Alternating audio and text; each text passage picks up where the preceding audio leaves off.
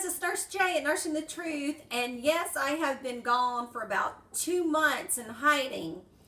I've been taking a little time off from the schedule of videos and all TVs and all that good stuff, and taking some vacation time with my family, traveling and seeing my children. So Nurse J has come back better than ever, and she has a new stone with her called shungite. Read up on shungite. It's from Russia, and it also has qualities to combat 5G radiation. So go take a look about shungite. It's a very lightweight black stone and has all different types of properties that you can use.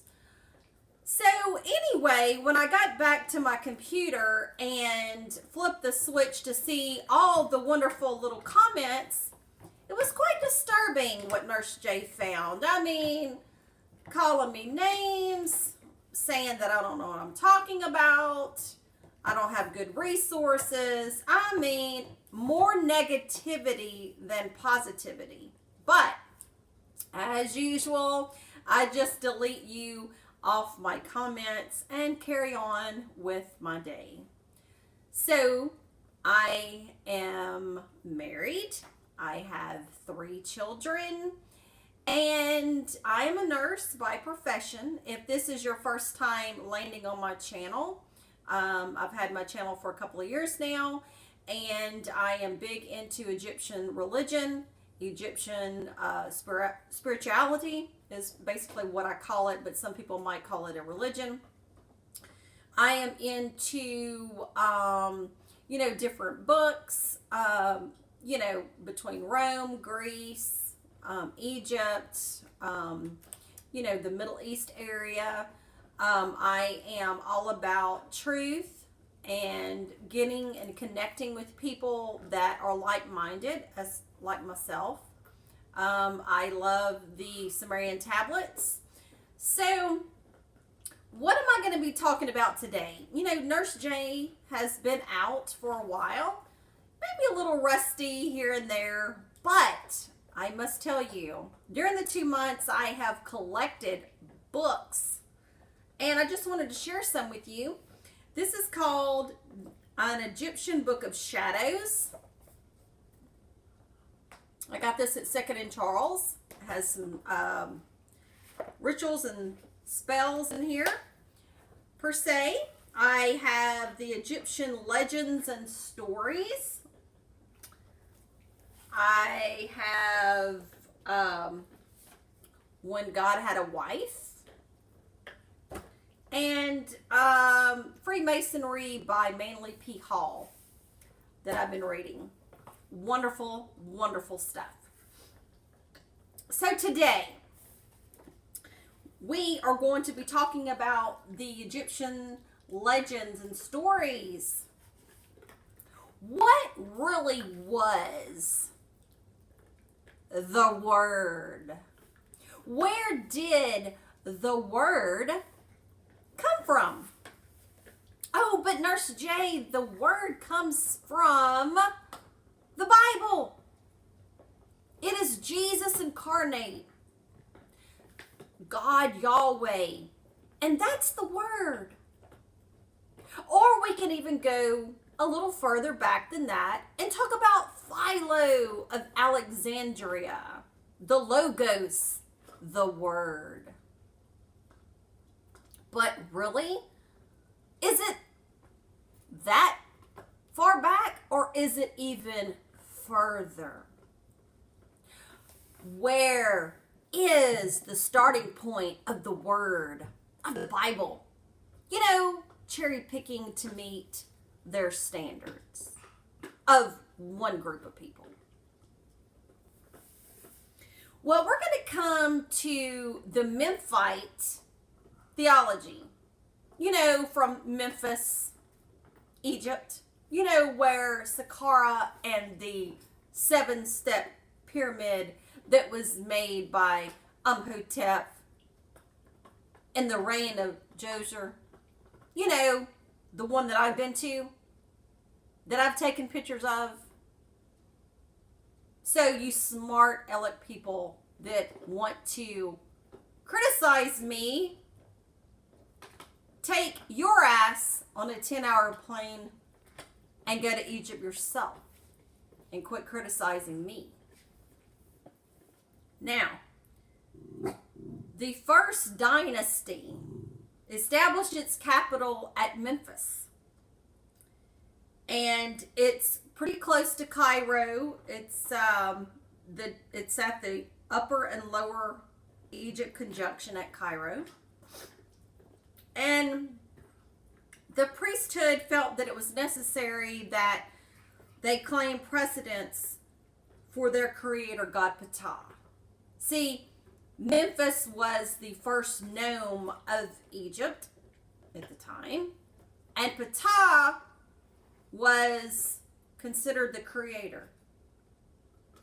And so therefore, they had the priesthood to Ptah. Now, this is unlike any other Egyptian creations. It was not a physical, but it was an intellectual creation by the word and of God. So let's back this up. Now, mind you, this is within the first dynasty.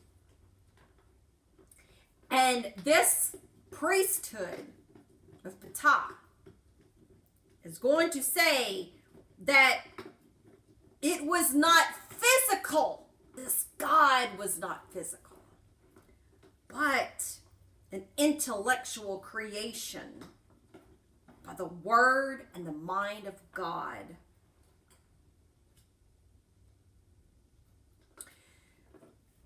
The text describing this is written on the Shabaka stone, number 498 in the British Museum. So I love how they take things and they put it in a museum.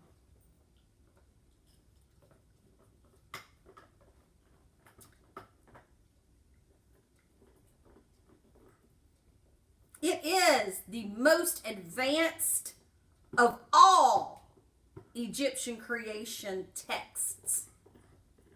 The oldest. Unfortunately, at some later date, the basalt block on which it was inscribed was used as a grinding stone, making it a difficult text, even more complicated to decipher. Now, it begins with the reference between the struggling of Horus and Set for the possession of Egypt, recording that it was a struggle of the balance of the two lands, which, in the name of the temple of Ptah at Memphis, the various forms of Ptah are then listed as the father of fathers, mother of mothers, as in the case of Neith Ptah, the heart and tongue of the Ennead, Ptah who gave birth to all other gods. Ptah formed the tongue and the heart, which were in the form of Atum. I like this one. But the greatest of these is Ptah, who gave life to all the gods, as well as to their cause, through the heart by which Horus became Ptah, and through the tongue by which Thoth became Ptah. You know, they called Thoth the Word, the Logos. Hermes Trismegistus, thrice great, thrice resurrected, the Word. Words are written. But how would you know what the word was if you don't have something to read? Hieroglyphs. the sacred writings of the gods.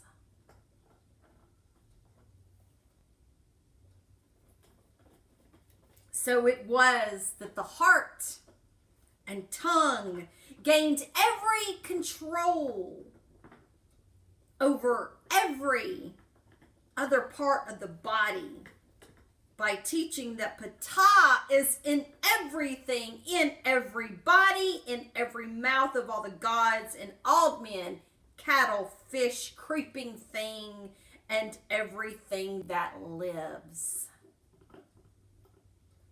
What he thinks, he commands, and thus everything he wishes to pass. His Enid, which are the gods associated with him at Memphis, was created by his tongue, which announced the name of everything from which all the gods came. It was also said that Ptah, that he created everything and brought all the gods into being. Thus he is indeed Titan, the earth god form of Ptah, who brought forth the gods, because everything came forth from him that is earth, and all food and drink. Ptah was satisfied because he had created everything, including the divine order. He had formed the gods. He had built the cities, and he had divided Egypt into districts. He had placed the gods into their shrines, set up figures, and supplied their offerings. Then the gods entered into their bodies in whatever material they were formed: wood, stone, clay, metal, or any other materials that might grow upon earth. As a result, the gods were satiated with the work of Ptah. You know, even in old texts, even in the oracles of Delphi, the virgin oracles, they say that the gods were inhabited in stone, and that actually they would even move, or their lips would move into the stone. You know, even in the Fibonacci sequence in the Egyptian pyramids of Giza, those are living organisms, living organic substances that by where they were set in the place that they're in now, they're living, breathing, organic entities. No wonder they have stood the test of time, and they are there for a purpose at such a time as we are in now. Ptah was the god of craftsmen, and was also represented as a mummified man standing in a shrine holding a staff in his hand and an amulet around his neck. The philosophical creation of the conception was the most advanced that the Egyptian priesthood had conceived. Thinking, knowledge, what comes into the mind, how you decipher it, how you write it down, the thought, the word, the mind of God. It had broad concepts, this first creation story of Egypt. There's 4, and this is the first one. It imagined Ptah as the mind of the universe, whose thoughts and words produced everything in heaven and earth, the other gods merely being forms of his thoughts. In that way, he could truly claim to be the eternal, single God alone in the universe. Light came from him, and by his breath of life, every living thing had its existence. The difficulty is that we do not know when this concept was first formulated. It could have even been older than Memphis. It could be even in Ethiopia, which is older than the first known. It certainly goes back several millennia, but it is not known how early. There is nothing as advanced as this concept into the New Testament. Hello? Is anyone here in the nurse today?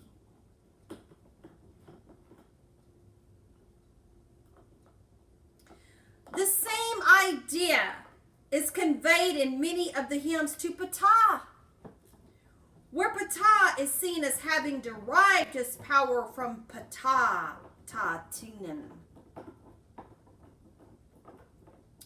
And this, the text of which is produced by Lepsius. This probably dates to the latter part of the 2nd millennium BCE. O hidden one, whose eternal form is unknown, Lord of the years, giver of life at will. Now, are you drawn now to the New Testament? Or are you drawn to the Egyptian? Who was first? The New Testament writers? Or is it the Egyptians? They knew the Word, the Logos, thoughts at will, the mind of the universe.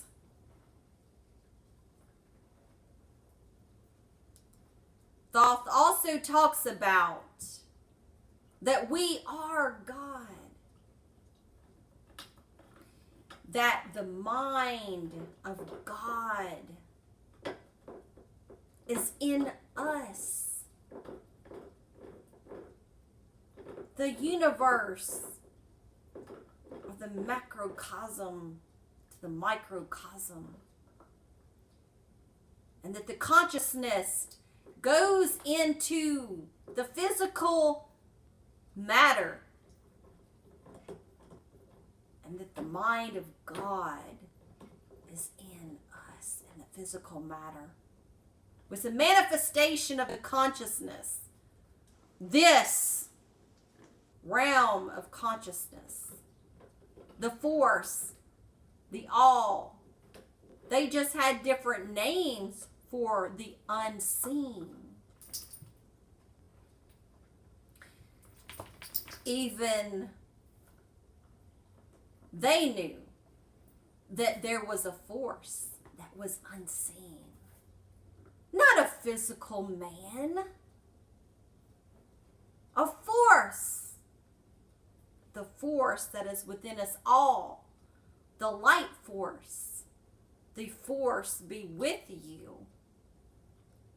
The shining light within us. The atom. The atom. Until next time, Hotep, Ashe, and I'm so glad to be back with you guys, and I hope you now start searching the scriptures versus the Egyptian Psalms versus Proverbs and the real truth. Have a great day, guys. When you search for the truth and you find the truth shall set you free. Have a great day, guys.